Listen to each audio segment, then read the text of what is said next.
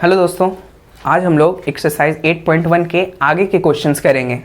पिछले लेक्चर में मैंने आपको क्वेश्चन नंबर 4 तक बता दिया है, तो अभी हम लोग बढ़ते हैं क्वेश्चन नंबर 5 की ओर। तो ये सवाल हमारा कह रहा है कि सेक थीटा जो है वो 13/12 दिया हुआ है और हमें बाकी के टी रेशियोज निकालना है। तो आप लोग ये जानते हैं कि ट्रिग्नोमेट्री में हम लोग जिस ट्रायंगल की बात करते हैं वो क्या होता है, राइट एंगल्ड। तो पहले हम लोग एक राइट एंगल ट्रायंगल ड्रॉ कर लेंगे। अब अगर हम लोग थीटा इसे माने तो इसके लिए परपेंडिकुलर साइड कौन सा हो जाएगा, इसके ठीक सामने वाला, विच इज ए बी, और बेस हो जाएगा BC, जबकि हाइपोटेनियस AC। ठीक है, अब हम लोगों को सेक थीटा की वैल्यू जो है वो कितनी दी हुई है, 13/12, और हम लोग PBH वाला जो फॉर्मूला होता है उसके अनुसार ये जानते हैं कि सेक थीटा का फॉर्मूला क्या होता है, H/B, which is opposite of cos theta. तो यहां से हाइपोटेन्यूज की वैल्यू कितनी है, 13। एक्चुअली में ये 13K है, पर इस बार हम लोग K का कॉन्सेप्ट ना लेते हुए इसे इजी वे में सॉल्व करने का प्रयास करते हैं। मैंने आपको K का कॉन्सेप्ट पिछले लेक्चर में भी बता दिया है। बेस इसमें कितनी है, 12। तो पहले हम लोग क्या निकालेंगे, परपेंडिकुलर साइड। तो परपेंडिकुलर साइड निकालने के लिए हमें जिस थ्योरम की ज़रूरत पड़ेगी वो होता है पाइथागोरस थ्योरम। ठीक है, तो पाइथागोरस थ्योरम से हम लोग क्या लिखते हैं, AC² is equal to AB² plus BC²। ठीक है, AC की वैल्यू हमारी 13 दी हुई है, तो 13 का square is equal to AB तो हमें पता नहीं है, तो इसे इसी तरह छोड़ देते हैं। जबकि BC की वैल्यू कितनी है, 12, तो 12 का स्क्वायर। अब हम लोग ये जानते हैं 13 का स्क्वायर कितना होता है, 169 is equal to AB² plus, और 12 का स्क्वायर कितना होता है, 144। अब हम लोग ये 144 जो प्लस में है इसको इक्वल टू के इस तरफ लाएंगे तो ये माइनस में आ जाएगा। तो 169 माइनस 144 ये क्या हो गया, AB²। 169 माइनस 144 होता है 25 इज इक्वल टू AB²। तो यहाँ से बोथ साइड हम लोग जब रूट ले लेंगे तो AB का वैल्यू कितना आ जाएगा, 5। ये हम लोग को ध्यान रखना है, ये 5 सेंटीमीटर नहीं है। क्यों, क्योंकि हम लोग K को भी मान के चलते हैं, पर यहाँ पे सिंप्लीफाई इजी तरह से सॉल्व करने के लिए हम लोग K के कॉन्सेप्ट को यहाँ हटा रहे हैं। तो ये वैल्यू हमारा आ गया 5। अब हम लोग बाकी के सभी टी रेशियोज आसानी से निकाल सकते हैं। तो हमारा पहला है साइन थीटा, सेकंड है कॉस थीटा,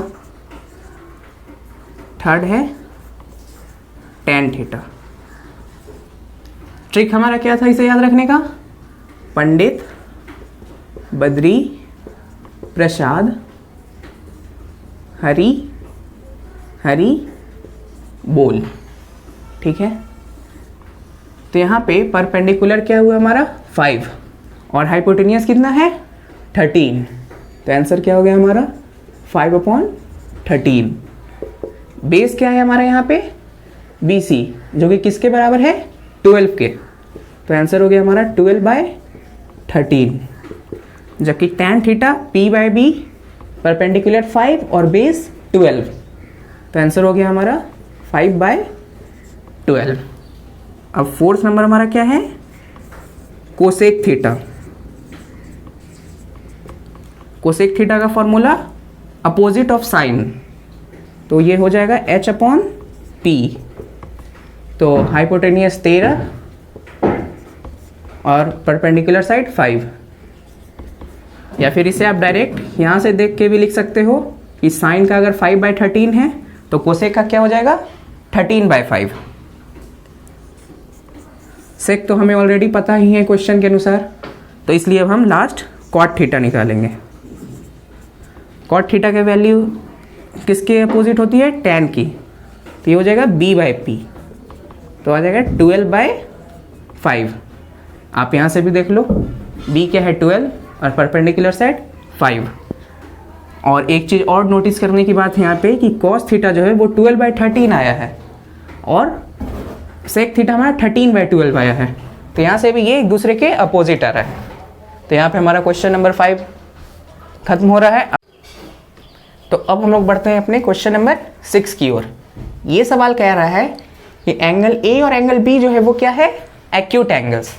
तो यहाँ पे एक्यूट एंगल से हमें सिर्फ ये समझना है कि ये एक राइट एंगल ट्रायंगल का बात कर रहा है, और वैसे भी ट्रिग्नोमेट्री में हम लोग राइट एंगल ट्रायंगल की ही बात करेंगे। ये ए बी सी। अब हमें क्या कह रहा है सवाल आगे कि cos A जो है वो cos B के बराबर है, यानी कि गिवन क्या दे रहा है ये, cos A is equal to cos B। ये क्या है गिवन। और टू प्रूव हमें क्या करना है, टू प्रूव ये हमें करना है angle A equal to angle B। ठीक है, तो पहले हम लोग इसे लिखेंगे cos A equal to cos B। तो अब आप लोग देखो कि cos A का फॉर्मूला क्या होता है, B/h। तो A के लिए बेस कौन सा हो जाएगा, AC। तो ये हो गया AC, और हाइपोटेनियस क्या होगा, AB। हाइपोटेनियस किसी भी राइट एंगल ट्रायंगल में फिक्स होता है। cos B के लिए बेस कौन सा हो जाएगा, BC, और हाइपोटेनियस तो AB ही होगा। अब ये AB और AB एक दूसरे को कैंसिल कर देते हैं, तो हमारा क्या प्रूव होता है, AC is equal to BC, यानी कि ये साइड और ये साइड आपस में क्या हो गए, इक्वल। अब आप लोग ये जानते होंगे कि the angles opposite to equal sides of a triangle are equal. ये हम लोग थ्योरम 9th में भी पढ़ चुके हैं। क्या, angles opposite to equal sides of a triangle are equal. ठीक है, तो यानी कि ये दोनों एंगल्स आपस में क्या हो जाएंगी, बराबर। क्यों, क्योंकि इस साइड का अपोजिट एंगल कौन सा हो जाएगा, ये वाला, जबकि इस साइड का अपोजिट एंगल हो जाएगा ये वाला। तो ये दोनों एंगल आपस में क्या हो गए, इक्वल। तो यहाँ से हम लोग लिख सकते हैं एंगल A वो किसके इक्वल है, एंगल B के। तो देखो हम लोगों को यही प्रूफ करना था, तो ये हमारा क्वेश्चन प्रूव हो गया। अब हम लोग बढ़ेंगे अपने क्वेश्चन नंबर 7 की ओर।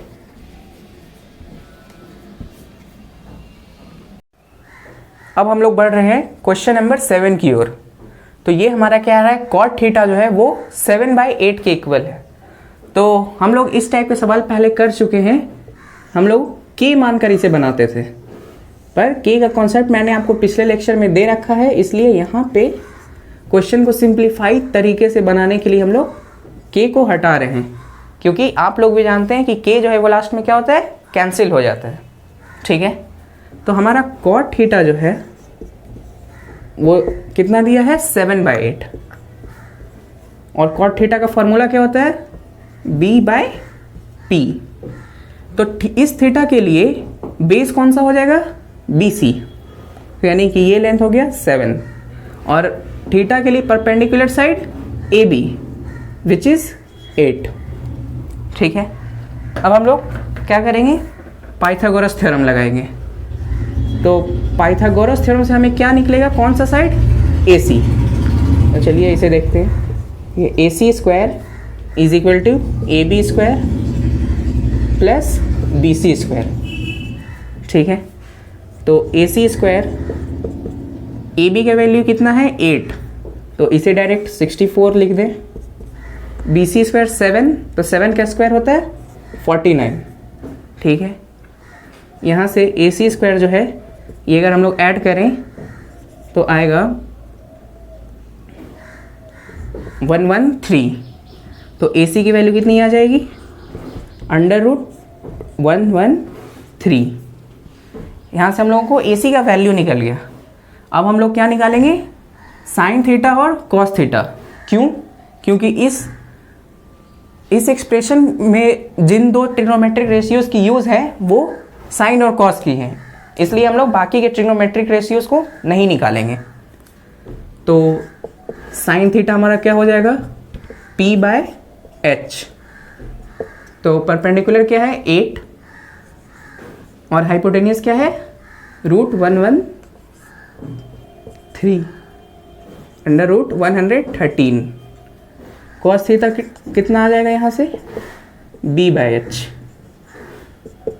तो बेस कितना है 7, जबकि हाइपोटेनियस 113। अब हम लोग इन दोनों की वैल्यू जो है इनके रेस्पेक्टिव प्लेस पे रख सकते हैं, पर अगर इसको हम लोग थोड़ा एक स्टेप आगे और सिंप्लीफाई करें तो ये क्वेश्चन हमारा और इजी वे में सॉल्व होगा। देखें, आप लोग अलजेब्रा में ये फॉर्मूला पढ़े होंगे, A+B इंटू A-B। क्या कहा मैंने, A+B इंटू A-B। इसका फॉर्मूला क्या होता है, A² माइनस B²। तो ये कुछ इसी फॉर्म में है। इसे अगर 1 को A माने हम लोग, साइन थीटा को B माने, तो ये हो गया A+B इंटू A-B। तो क्या हम लोग इसे 1² माइनस sin² थीटा लिख सकते हैं, जी बिल्कुल लिख सकते हैं। इसी तरह से 1 + cos theta into 1 - cos theta भी इसी फॉर्मूले के फॉर्म में है। तो हम लोग इसे भी 1² माइनस cos² लिख सकते हैं। अब हम लोग इसे सॉल्व करेंगे तो ये थोड़ा इजी वे में सॉल्व होगा। अब देखें, 1 का स्क्वायर तो 1 ही होता है, तो इसे 1 रहने दें। sin² थीटा, साइन थीटा हमारा 8/√113 है, तो हम लोग इसे 8/√113 का स्क्वायर लिख देंगे, ठीक है। यहाँ पे हमारा 1² है, तो ये तो 1 ही हो जाएगा, माइनस cos² थीटा। तो cos थीटा का वैल्यू है 7/√113, तो इसकी वैल्यू भी कुछ इस प्रकार हो जाएगा। अब हम लोग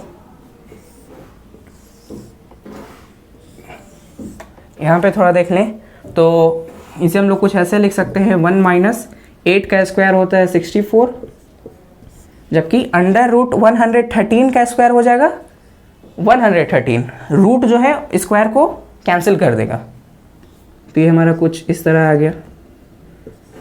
जबकि नीचे में 1 - 49, 7 का स्क्वायर 49 और √113 का स्क्वायर सिर्फ 113,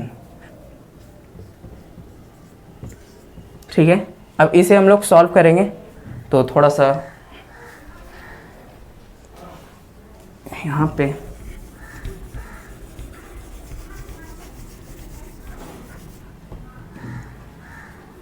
तो ये एलसीएम हम लोग ले लेंगे जब, ये कुछ नहीं है, नीचे डिनोमिनेटर में तो 1 है, ये आप लोग जानते होंगे।